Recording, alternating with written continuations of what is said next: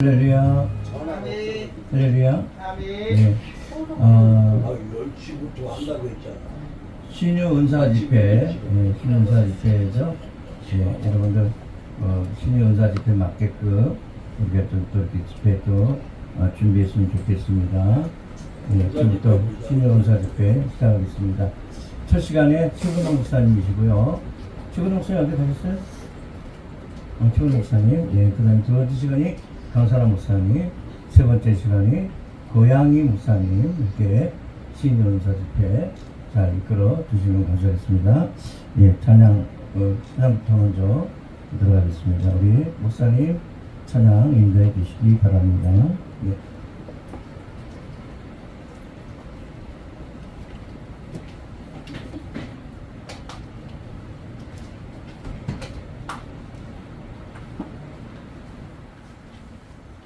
목사님 찬양 인도. 사장님도 했잖아. 했어요? 했어. 찬양인도 했어요. 찬양인도 했습니다. 기도하고 빨리 사도신경으로 우리 신앙을 고백드립니다. 전능하사 천지를 만드신 하나님 아버지를 내가 믿사오며 그 외아들 우리 주 예수 그리스도를 믿사오며 이는 성령으로 잉태하사 동정녀 마리아에게 나시고 본디오 빌라도에게 고난을 받으사 십자가에 못 박혀 죽으시고 장사한 지 사흘 만에 죽은 자 가운데서 다시 살아나시며 하늘에 오르사 전능하신 하나님 편에 앉아 계시다가 저희로서 산자와 죽은 자를 심판하러 오십니다. 성령을 믿사오며 거룩한 공회와 성도가 서로 교통하는 것과 죄를 사하여 주시는 것과 몸이 다시 사는 것과 영원히 사는 것을 믿사옵나이다. 아멘. 사랑의 하나님 감사합니다. 귀한 시간 신유 은사 집회에 아버지 하나님께 올립니다. 하나님 역사하여 주시고 첫 시간 최근호 목사님 말씀 증거하실 때 성령이 두루마기 펴주시고 능력의 장중에 들림받아 사용받는 시간 되게 하여 주옵소서. 감사하며 예수 그리스도의 이름으로 간절히 기도드리옵나이다. 아멘. 최근호 목사님 첫 강사로 모십니다. 나오실 때 할렐루야로 환영하시기 바랍니다. 할렐루야.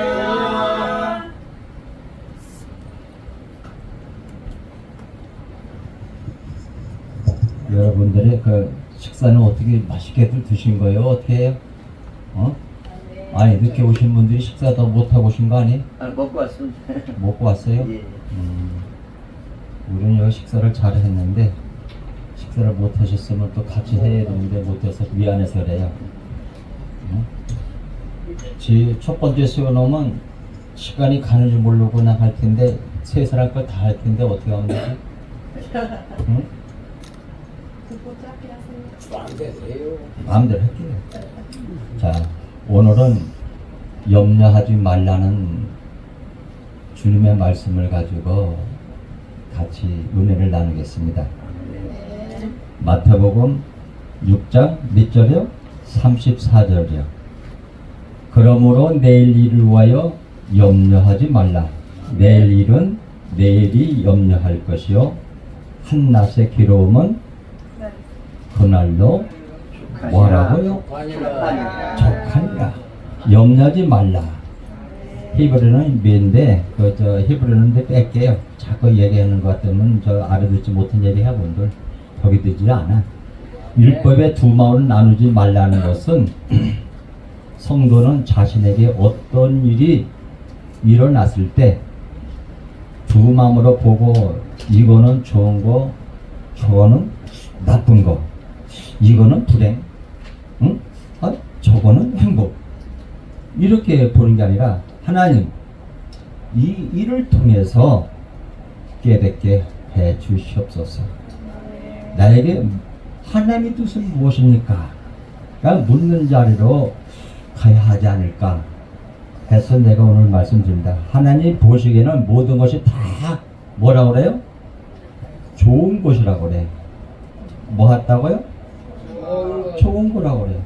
영원한 하나님 나라를 주시려고 하시기 때문에 선하고 의롭고 사랑이 많으신 하나님께서는 우리에게 항상 최고의 선물을 주시는 분이에요. 어떤 일이 일어나도 모든 일을 항상 기뻐하고 감사하고 찬양하게 되는데 하나님의 뜻을 모르는 사람은 어때요? 괴로워하고 염려하고 근심하고 낙담하고 저주해야 되는 거예요. 율법은 뭐예요? 하나님의 말씀을 둘로 나누는 것이 자기의 그 두 마음으로 보는 것이죠. 율법은 선악의 두려움에서 왔는데 선악의 두려움을 아담이에요. 모든 인간이 타고난 건데 모든 인간이 두려움을 뭐예요? 두 마음을 가지고 태어나는 거고 그래서 그 두 마음의 염려가 나온다는 거죠. 스스로 하나님이 되어서 사는 자들은 이 세상을 통해서 하나님의 뜻, 구원의 복음, 진리를 발견하지를 못하고 뭐예요? 보이는 이 세상에 묶여서 사는 거죠. 이 세상 사람들 살아가는 거예요. 그때 인간 스스로 하나님처럼 뭐 한다고요? 내가 빈 상태야. 내가 총회장이 돼야 되고 내가 여기 단체의 장이 돼야 되고 내가 존경받는 사람이 돼야 되고 내가 어른을 대접받지 않으면 서운하고 사랑받는 사람이 아닌 것 같으면은 뒤돌아서는 그런 사람이 되더라고요. 그래서 우리가 스스로 하나님이 뒤에서 사는 자들은 이 세상을 통해서 하나님의 뜻, 구원의 복음, 진리를 발견하지 못하고 보이는 이 세상에 묶여서 살아가게 돼 있어요. 그래서 인간은 스스로 하나님처럼 된 상태인데 한계투성이 순엉터리 내가 믿는 하나님 때문에 자기가 짊어진 인생의 짐은 그 무게로 인해 갖고 짓누르게 돼 있어요. 염려하는 거예요. 우리 가족들이 처음에는 할아버지가 북한서 내려왔을 때 야야 북한서 돈을 갖고 왔는데 여기서 돈을 안 받는단다. 피난민에게 돈을 안 받더라고요. 유통되는 것이 뭐냐면 금반지 반지 빼가지고서 그거 갖다 주니까 쌀 주고 뭐고 하는데 돈은 북한 돈은 받지를 않더라고요. 얘기해요. 그러면 어떻게 되겠어요? 가족을 책임진 부모 입장에서는 자녀들이 먹여야 될 의무가 있어 없어? 그러다 보니까 어떻게 해야 돼요? 길거리를 돌아다니면서 음식이 나온 거 없나 뭐가 나온 거 뒤적뒤적거리고 뭐 돈벌을 거 없는 거 해갖고서 먹이려고 그러는데 그것도 여의치를 않다라고 얘기해요. 응? 우리가 내가 염려하고 있네? 지금 염려하지 말아야지 이런 결을 내려주는 것도 아니에요. 물론 염려하지 말아야죠. 염려는 나를 발견하게 되는 거예요. 그게 뭔지를 알게 됐어요. 응? 여기 한 사람도 이제는 23일까지 관리비를 1년치를 안 내가지고서 내일까지 안 내면은 사람을 불러다가 다 물건을 끄집어내겠다고 경고장을 딱 붙였어. 내가 갔다 와 보니까 그래요. 그러면 그 심정은 어떻겠어? 그 심정은 응? 근심이 들었어야 안 되겠어요. 물건은 산더미같이 쌓아놓고 물건은 많은 물건을 갖다 놓고 팔지를 못하고 여기저기 다단계 하는 사람들이 다 그렇더라고. 집에 가보니까요 자기가 다 팔 것 같은데 팔지는 못하고 쌓아놓고서 저장해놓고 있어. 그러니까 돈이 안 들어오니까 순환이 안 되니까 어떻게 돼요? 딸이고 아들이고 뭐 카드 좀 달려서 믿고 하다 보니까 결국은 제초장이 날라오니까 근심권들이 쌓이겠죠. 마태복음 8장 20절 예수께서 이르시되 어째여 무서워하느냐 믿음이 적은 자들아 하시고 곧 일어나서 바람과 바다를 꾸짖으시니 아주 잔잔하게 되기를. 우리 인생의 풍랑이는 저주의 바다를 항해하는 것 같은 거예요. 말씀이 애곡된 아래의 물을 바다라고 하잖아요. 말씀이 애곡이 돼서 생명을 주지 못하는 이 세상의 저주의 바다. 진짜 진리는 하늘에 있고 위의 물은 있고 아래 물은 애곡된 말씀 바다란 말입니다. 바다는 어떻게 됐어요? 여름 생각할 때 어떻게 해요? 온갖 육지에 그 비바람이 불고 태풍이 불고 했던 바람은 쓰레기고 뭐고 다 바다로 떠내려보내요? 안 보내요? 강에서 다 떠내려보내요. 그런데 그 바다는 다 바다. 수영을 한다고. 이번에 비바람이 몰아쳐가지고서 지진 난 동네보다도 비로 인해서 10,000명이나 이점이 났잖아요. 여기도 서울도요. 집중 폭우가 1000mm를 1시간에 쏟아 버려고 해봐요. 어떻게 되나? 지금 동경하고 나가사키 그쪽 쪽에다가 비가 300mm 왔어요. 30분에 300mm요. 그러면 이거 바켓으로 갖다 퍼붓는 거예요. 그 물이 하수구가 물이 넘치고 있어요. 역류되고 있어요. 내려가지 않고 역류되는 거예요. 역류. 순식간에 2분 3분 안에 1층 2층까지 물이 차 올라버리는 거예요. 그러면 여러분들은 어떻게 할 거예요? 어떻게 빠져나갈 거예요? 여기서 어떻게 살아나갈 거예요?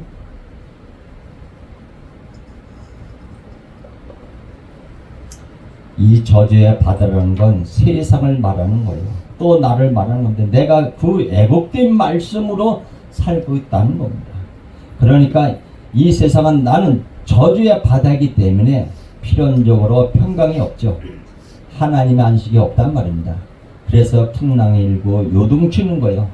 그걸 갈릴리 바다와 풍랑으로 보여주는 예수님의 비유의 말씀입니다. 바로 이 저주 바다가 너 하고 지적을 하는 거예요. 그러니까 내 배에 지금 예수님이 계신단 말이에요. 내 같이 탄 배에 예수님이 계신단 말이면 배는 성전이에요. 나라는 말이에요.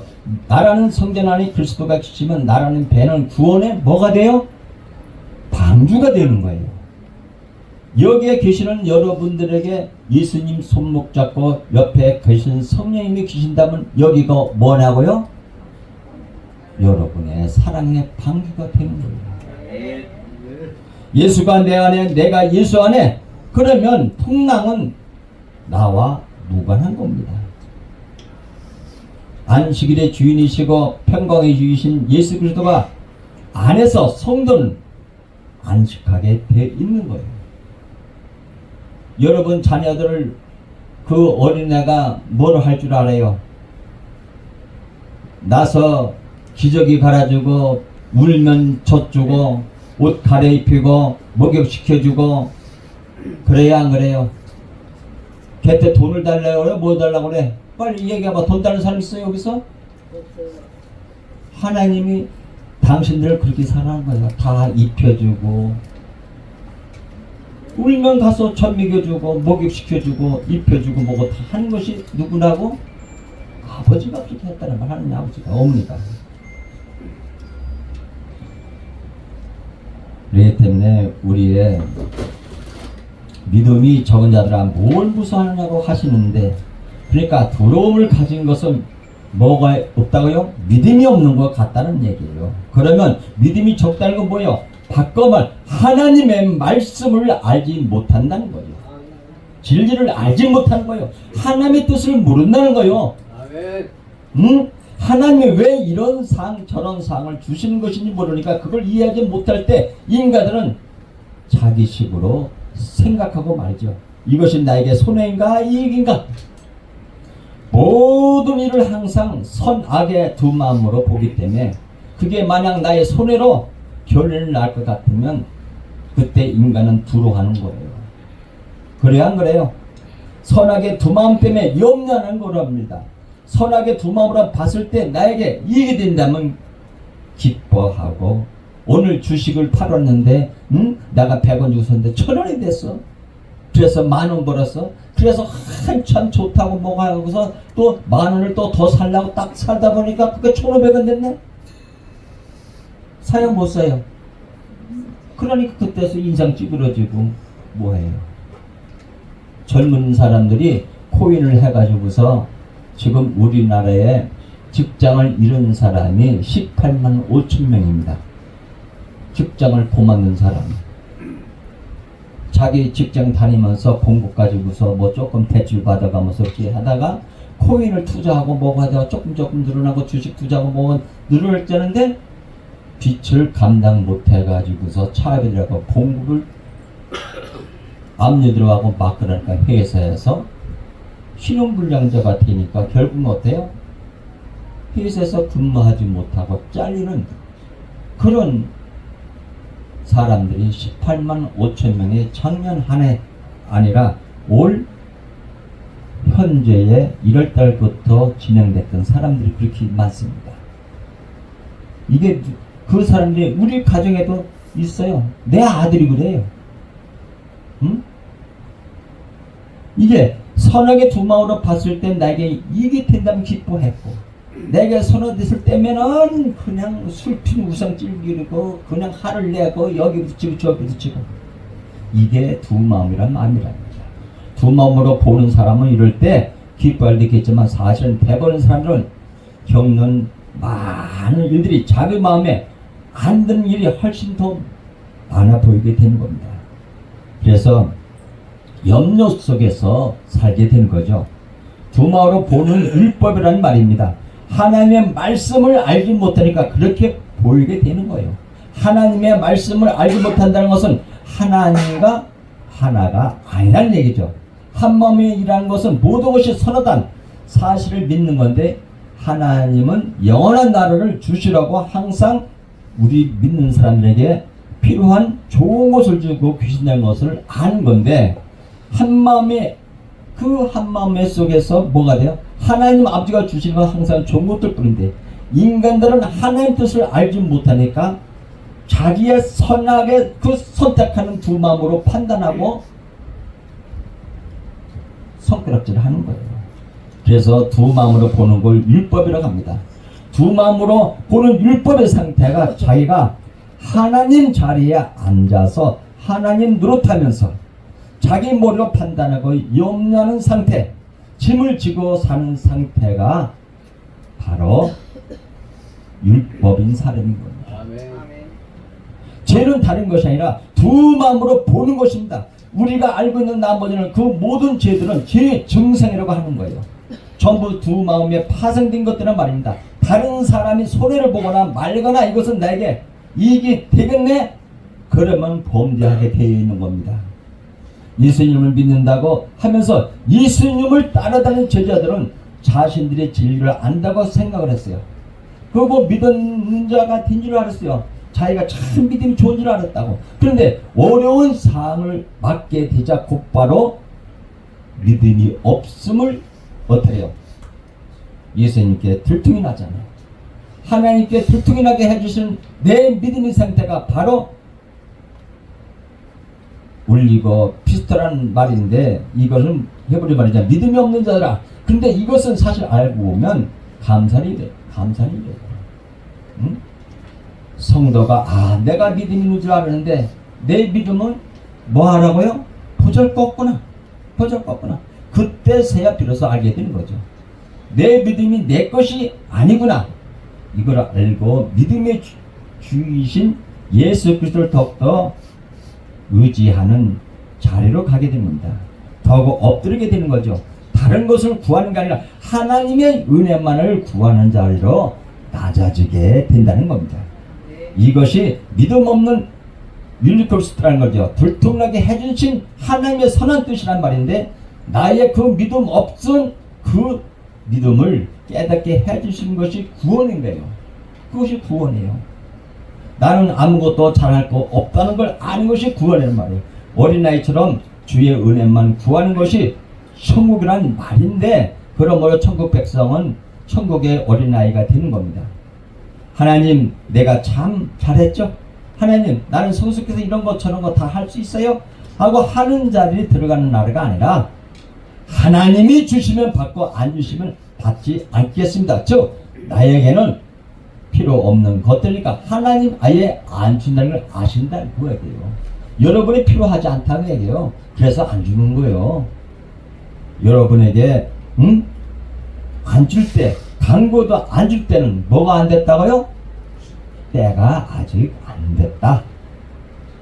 네가 가질 능력이 안 됐다.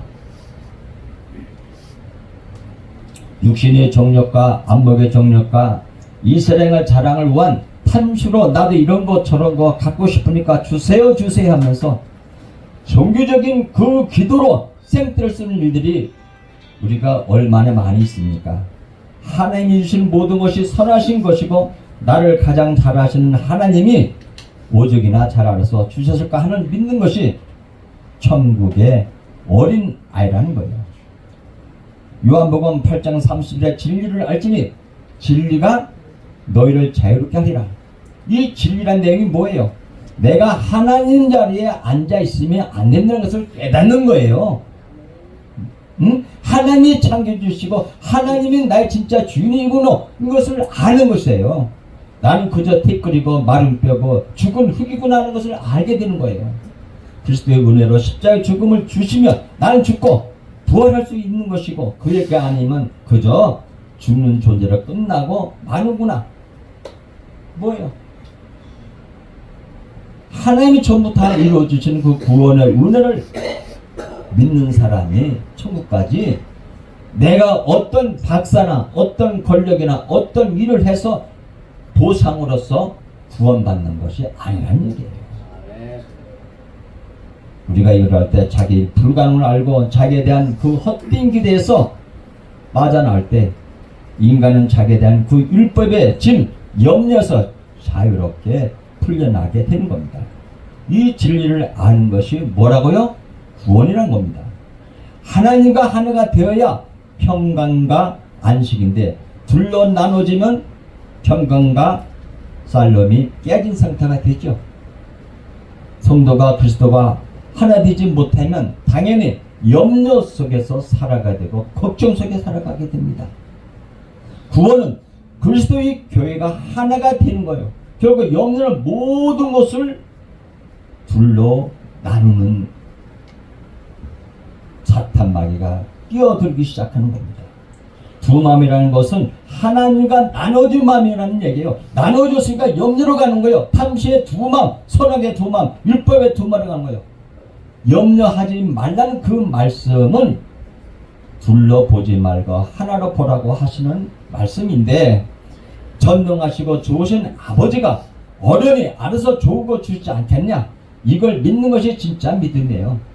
사람들이 뭐 일이 잘 안 되고 뭐 직장을 잃었다고 병들었다고 돈 손해봤다고 걱정하는데 그게 다 염려죠. 주님은 우리에게 뭐 그런 거 염려하고 걱정하냐? 아니야. 사실은 모든 게 다 좋은 것이란다. 말씀하는 거예요. 그러니까 우리가 탐심의 두 마음으로 보고 그걸 악이라고 판단했는데 사실은 다 좋은 거라고요. 믿음으로 아버지를 바라볼 때 우리에게 다친 일은 결국 나를 깨닫게 하시는 그런 일이 되는 겁니다. 그러니까 말씀은 항상 구원의 복음이란 뭐예요? 바로 낮추시고 시험하시는 하나님의 좋은 선물이고 우리를 버리지 않았다는 증거가 되는 겁니다. 죽어서 살려는 것은 살리게 하나님의 새 언약은 말씀은 뭐예요? 성경은 처음부터 계속 이 말씀을 하고 있어요. 우리에게 나타난 사건은 전부 눈에 보이는 대로 보고 두 마음으로 판단하면 이게 말씀을 제대로 이해하지 못하고 껍데기를 보는 일이고 율법주의, 인본주의 그렇게 하지 말라고 하는 거예요. 염려하지 말라고 하는 말씀은 제대로 말씀을 알아라. 내 말을 알아들어라. 하시는 그 뜻이 담겨져 있는 말씀이란 거죠. 염려하지 말라는 진짜 의미는 그러니까 예수님이 말씀하신 염려의 내용이 뭘 염려하지 말라는 거예요. 먹는 거, 마시는 거, 입는 거 이었잖아요. 물론 그거 말고 출세하고 성공하고 좀 더 풍요하게 살고 싶어하는 사람도 있겠죠. 결국 인간은 먹는 거, 마시는 거가 있는 거 문제인가요? 하늘의 양식으로 먹고 하늘의 생수를 마시고 의의 그리스도의 겉옷으로 입어야 구원이 되어지는 겁니다. 집도 성전이 일이잖아요. 내가 진리의 그 성전이 되어야 하는데 진리의 영이신 그 성령께서 내 안에 들어오셔서 지어지는 성전이라는 거죠. 다 말씀, 진리가 진짜 아니에요. 그런데 이거 다 하나님이 주시는 거잖아요. 그냥 주시는 거 아니에요. 하늘의 양식으로 우리를 먹이시고 하늘의 생수로 우리에게 마시게 하고 진리의 말씀으로 옷 입혀주고 성전으로 나라로 지어가고 복음을 이야기하는 거예요. 그런데 율법적이고 두 마음으로 염려한 사람들, 율법주의자를 자기들이 직접 그걸 만들어서 먹는단 말이에요. 사람들이 바벨탑을 왜 쌓아요? 바벨탑 왜 쌓는? 스스로 하늘에 올라가려고 내가 내 힘으로 구원의 행복의 천국에 이르러 보겠다 하는 거 아니겠습니까? 율법주의자들이 하는 일은 자기가 자기 의를 쌓아서 구원에 이루겠다 하는 거 아닙니까?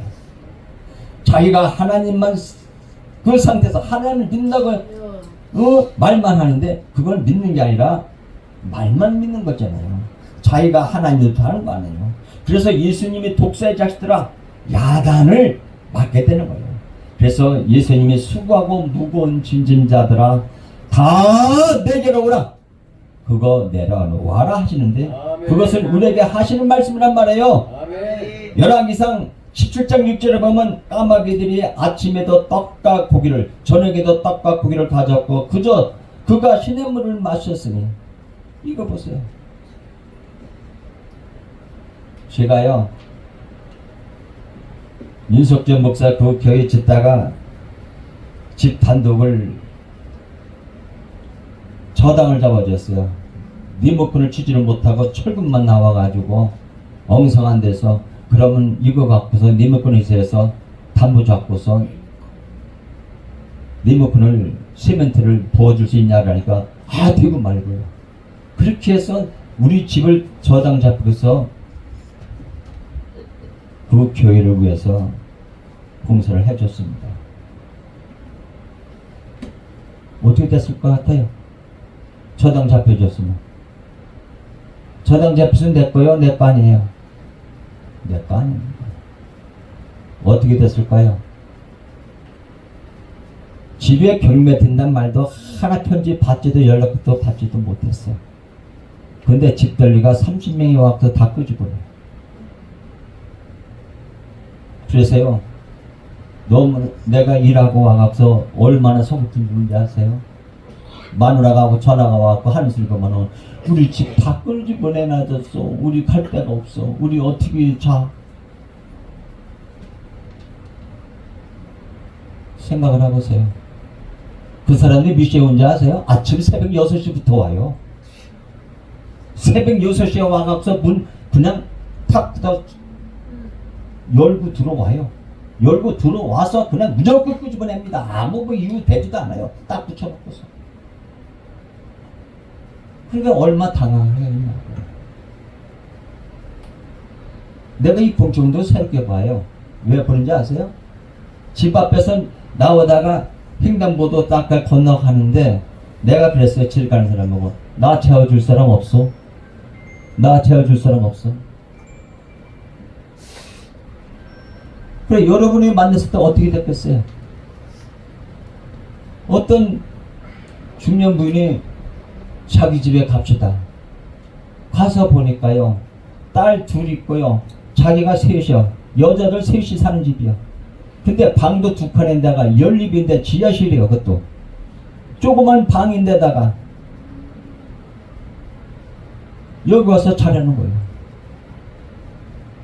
자기들이 넉넉한 집에서 잘했으면 괜찮은데 자기들도 거처하기도 불편한 그 자리에서 자라 그러더라고요. 낮은 자리까지 가봐야 그걸 이해합니다. 여러분 우리가 진리의 율법이 어떻게 돼요? 저녁이고 율법 까마귀가 먹여주고 살려주고 그러잖아요. 이스라엘 자손이 보고 무엇인지 알지 못해 서리르되 이것이 무엇은 아니 그들이 이르되 여호와께서 너에게 주어 먹게 하신 양식이라. 생명의 양식을 진리의 말씀으로 이해하지 못하고 율법을 먹고 힘으로 삼아서 뭘 해보겠다고 하면 그거 먹고 다 죽는 거예요. 이스라엘 백성들이 출애굽을 할 때 만나의 고기를 먹었어요? 안 먹었어요? 광야에서 실컷 먹고 다 죽었어. 그 사람들이 먹은 사람 다 죽었어. 누구만 살았어? 갈렙하고 누구? 여호수아만 둘만 살고 거기서 태어난 자녀들만 들어간 거예요. 하나님 왜 나빴어요? 완전히 기강한 거예요. 갈아엎은 거예요. 나를 가장 잘 아시고 항상 좋은 것만 주신다고 하는 거예요. 가장 좋은 선물로 뭔가를 주시는데 거기에 대한 뜻을 알지도 못하고 기뻐하고 찬양할 일을 내 마음에 안 든다고 하나님 이거 도와주세요. 이거 주세요. 이걸 해결해 주세요. 저렇게 바꿔주세요. 원망 불평하고 있단 말이에요. 항상 하나님은 좋은 것을 주신다니까요. 하나님이 그 뜻을 알고 잘하는 게 중요한데 신랑이신 그리스도의 장성한 분량까지 자라나야 신부로 모셔가는 거예요. 그걸 알지 못하고 하나님을 나의 세상살이 조력자 정도로 생각하고 하나님으로부터 뭘 얻어내는 걸 목적으로 하는 자들은 만남 먹고 다 죽은 이스라엘과 똑같이 된다는 겁니다. 열왕기상 17장 6절을 보면 이스라엘이 3년만 동안 가뭄이 들었을 때 이 얘기죠. 3년만이라는 건 한때 두때 반인데 42달을 얘기합니다. 1260일이잖아요. 표현이 성경에 나오잖아요. 이것은 성도의 인생 전체를 얘기하는 거예요. 여기 오신 분들 목사들이 그냥 된 게 하나도 없어요.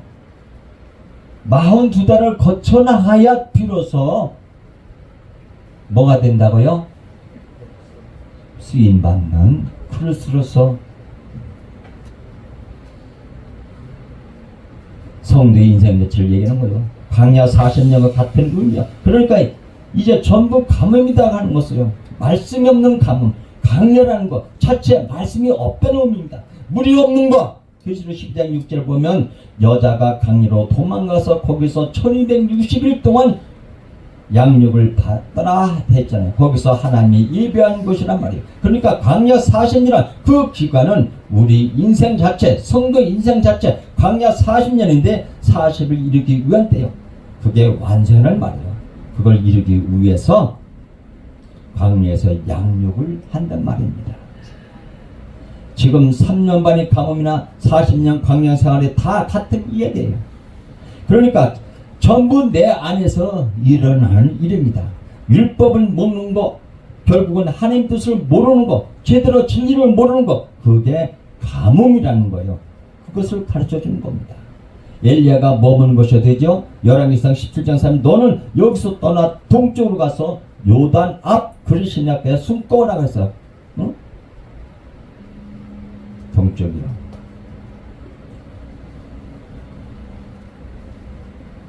신명기 24장 1절 보면 사람이 아내를 맞이하여 데려온 후에 그에게 수치드는 일이 있음을 발견하고 그를 기뻐하지 아니하면 이혼 증서를 써서 그의 손에 주고 그를 자기 집에 내보낼 것이요. 그러니까 하나님의 뜻을 모르면 성경은 이혼 증서가 되는 거예요.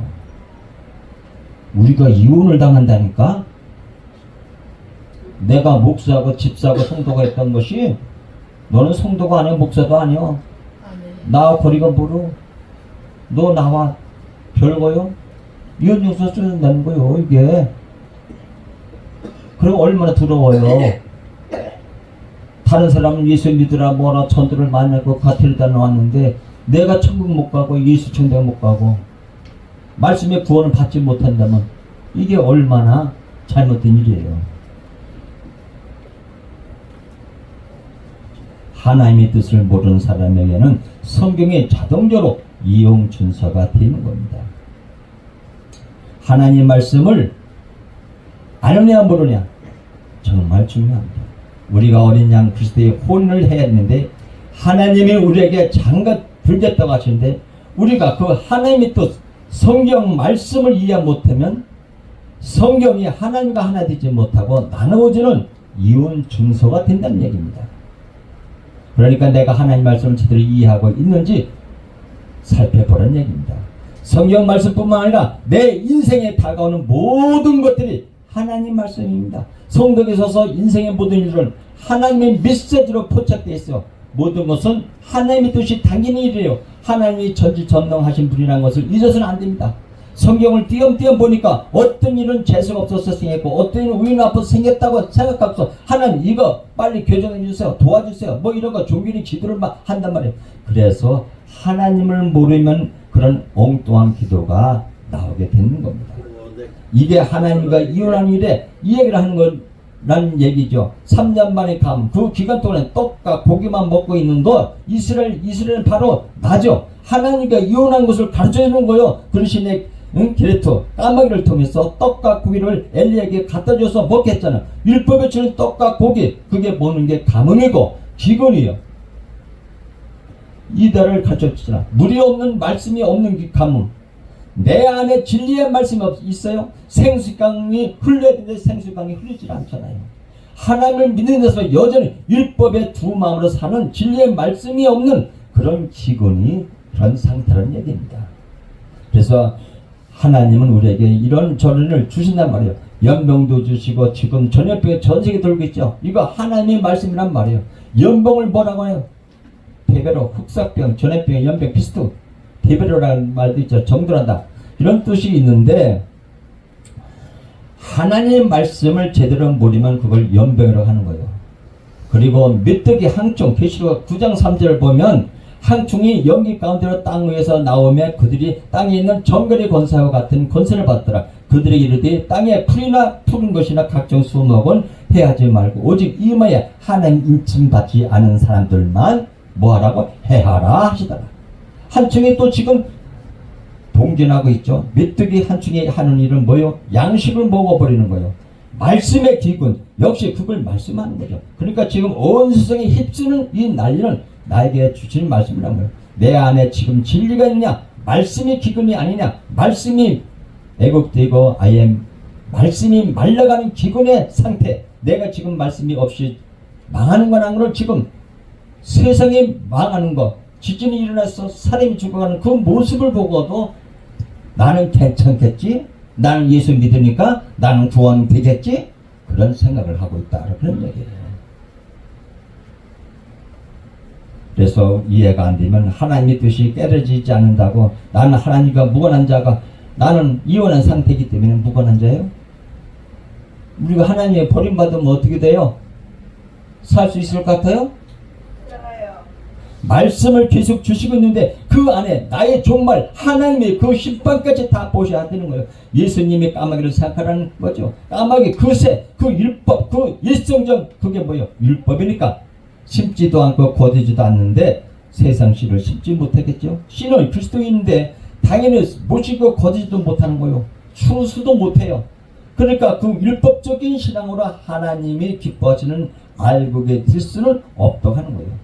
그렇지만 하나님이 기르신다 그 얘기예요. 지금 전도하기가 쉽습니까? 쉽지 않습니까? 굉장히 어렵죠. 순천에 가면 진돗개라고 했던 장로님이 지금 뭐를 해냐면 수석을 갖다가 많이 박물관을 만들어 놓고 예수 그리스도를 전하는 분이 있어요. 진돗개 누구 아시죠? 이름이 누구예요? 박병선. 예, 그 분이 그거 하고 있는데 우리 여기 성도님들도 한번 전주 가서 그게 얼마 안 되거든요. 거기 가서 평소에 꽤 넓어요. 그렇게 해서 거기 한번 박물관을 구경하시고 예수님의 존재에 그 모든 돌에 새겨져 있는 모습 또 관리하는 그 모습을 보면은 하나님의 은혜가 임했다는 것을 볼 수 있을 겁니다. 그래서 우리가 은혜를 깨달으라고 지금 우리가 성경 공부하는 거고 인상을 사는 거 아니에요.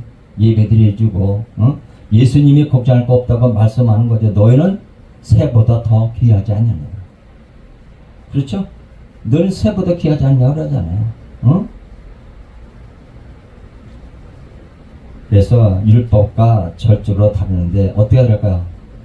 내가 너희를 제물을 바칠 거니까 십자가 달아 죽일 거야. 그러니까 당연히 그 죽기를 두려워하며 평생에 매여 종타는 그 율법에 히브리서 보면 2장 15절에 보면 죽기를 무서함으로 한평생 매여 초롯하는 모든 자들을 놓아 주려 하십니다. 우리가 죽음이란 것을 좋아하여 싫어요. 이 죽는 사람들 모습을 한번 많이 보시고 인정하는 것을 보시면은 아, 그 사람이 어떻게 살아오셨구나 하는 것을 볼 수가 있는데, 우리 군에서도 전쟁터에 나가서 울진 공비 상태에도 일개 중대가 공비 상태에 총에 맞아서 그 죽어가는 그 모습을 보면 말이에요. 자기가 금방 죽어도 죽는 걸 못 느껴요. 무슨 소리인지 아세요? 자기는 영원히 사는 걸 생각하고 있다니까. 다리가 뻣뻣해 굳어져 오르면서 몸이 식어져 가면서 죽었는데 말을 할 동안은 자기가 영원히 사는 것 같이 얘기를 하더란 말이에요. 응? 출애굽기 19장 4절에 보면 내가 애굽 사람에게 이렇게 어떻게 행했는고 내가 어떻게 독수리 날개로 너희를 업어 내게로 인도했음을 너희가 보았느냐. 독수리 날개로 너희를 업어서 인도했다고 하시는 거예요. 하나님께로 하나님대로 인도하는 거예요. 그러니까 하나님처럼 선하게 판단의 주관대로 살던 그 자리에서 내려와서 피조물의 자리, 하나님부터 생명을 은혜를 거저 부여받는 그분에 의해서 움직이는 그런 자리로 내려가라는 거예요. 그래서 하나님 등에 타고 천국 가는 게 그 의미인 거예요. 여러분이 누구를 잡고서 가라고? 세마포를 누가 줘요? 예수 그리스도가 세마포를 한 분 한 분 다 줘요. 그 세마포 입고 들어갈 수 있어. 세마포 못 입은 사람은 못 들어가. 여기 들어올 수가 없어. 응?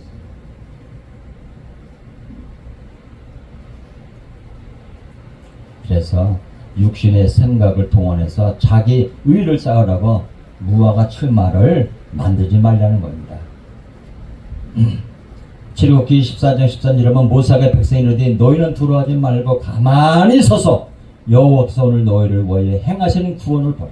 너희가 오늘 본 애굽 사람을 영원히 다시 보지 아니하리라. 여호와께 너희를 위하여 싸우시리니 너희는 가만히 있을지다. 하나님의 뜻을 잘 깨달으면서 가만히 있어야죠. 하나님이 지금 우리를 등에 업고 독수리가 애굽에서 가나안으로 실어나듯이 우리를 천국으로 실어난단 말입니다. 이걸 성도가 아는 거죠. 이걸 아는 자가 진짜 성도라는 거예요. 그러니까 염려할 게 뭐가 있어요? 오히려 염려하는 사람들아, 내가 뭔가 좀 해야지 하나님께 점수를 딸 텐데 하면서 열심히 들어가는 영광으로 포장한 자기 욕심, 자기 생각으로 착각해서 머리 굴리다가 오히려 뭐 한다고요? 망하는 겁니다. 가만히 있으면 하나님이 다 알아서 하세요. 때가 돼야 뭔가를 시키시면 그때는 하나님의 의를 아니까 더 열심히 하게 되요. 나는 어떤 업적이나 공로를 하는 게 아니고 그 은혜를 사랑으로 하니까 되는 거예요. 성도의 인생 하나님의 은혜로 배우는 삶이라는 얘기 했잖아요. 은혜를 상고하고 감사하는 거예요. 그 은혜를 아는 자는 하나님과 꼭 붙잡고 그리고 오직 그 은혜 아는 자만이 염려하지 않고 항상 기뻐하고 감사하게 됩니다. 성령을 받지 못한 사람은 본성으로 살게 되죠. 본성으로 사는 게 율법의 상태예요. 바꿔서 얘기하면 율법의 상태로 본성으로 산다는 건 알고 보면 진승의 상태라는 거예요. 율법주의라고 하니까 성경을 알게 아는데 뭐 좀 제대로 못한 상태도 아는데 알고 보면 온 모든 인간의 율법주의라는 말이에요.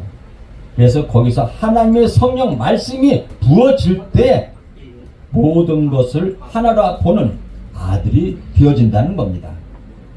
그래서 그게 아니면 전부 자기의 모든 율법을 주관하고 판단하는 자가 되는 거죠. 그것을 알고 보면 본성의 상태, 짐승의 상태인 거예요. 교회를 다니고 뭐 하나님 말씀을 받았다고 해도 성령 은혜가 아니면 하나님의 뜻을 알 수가 없고 그 상태에서는 여전히 자기의 본성, 육신의 탐심으로 살아가는 거예요. 응? 그러니까 두 마음이 모든 목숨들이 번성한 거예요. 그러니까 이성 없는 짐승의 상태로 가는 거죠. 두 마음으로 본다는 것은 하나님의 한 마음이 없다는 거예요. 성령이 임한 자는 모든 것을 하나로 보게 되는 겁니다.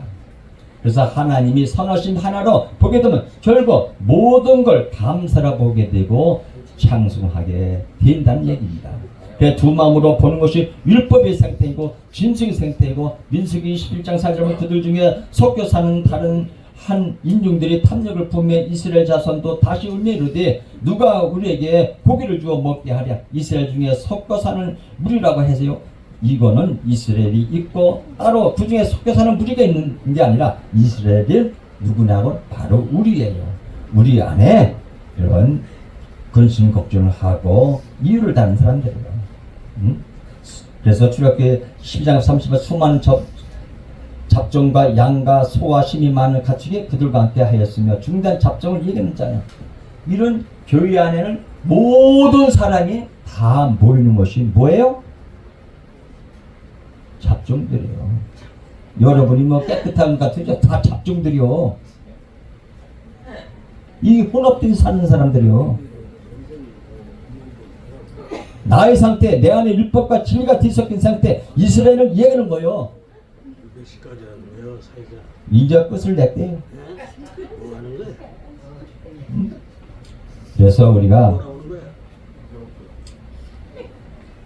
오른만 하는 거야.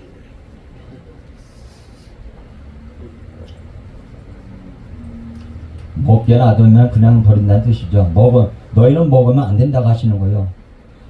그래서 죽여주는 거예요. 우리는 우리 안에 일어나는 일이 질서를 깨려면 모든 게 어려운 상태에서 어려움을 주는 거예요. 아멘. 지금 아픔을 주시죠. 건강한 상태 때문에 그러는데 아픔을 주잖아. 그 아픔을 40년이란 세월에 2년을 더 뿌렸어요. 42개월이요. 그 거쳐 나와서 주님의 선택받은 신부를 데려갈 때는 어떻게 돼요?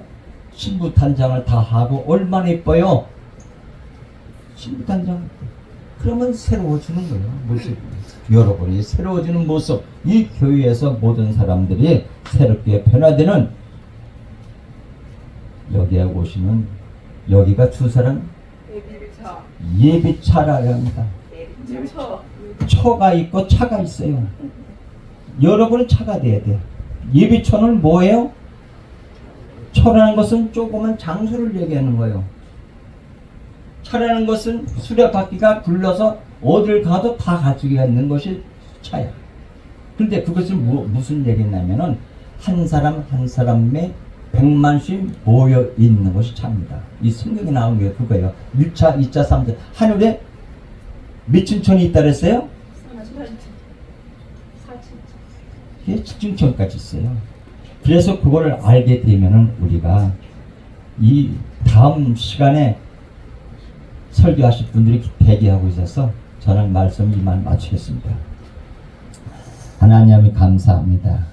주께서 우리가 강풍에 이동해서 알을 못 쳤던 자 같이 여러 가지 어려운 고통 속에서 자라왔던 것이 이제는 저희들이 평화로 얻고 기쁨을 얻고 말씀이 은혜가 되는 시간 되어져서 새로운 인생으로 걸어갈 수 있도록 주님의 은총을 받는 은사를 받고 주님의 구원받는 자가 될 수 있도록 주여 축복해 주시옵소서.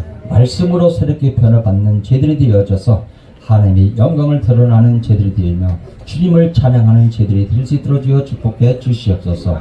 모든 말씀 예수 그리스도 이름으로 감사하며 기도드리옵나이다. 아멘.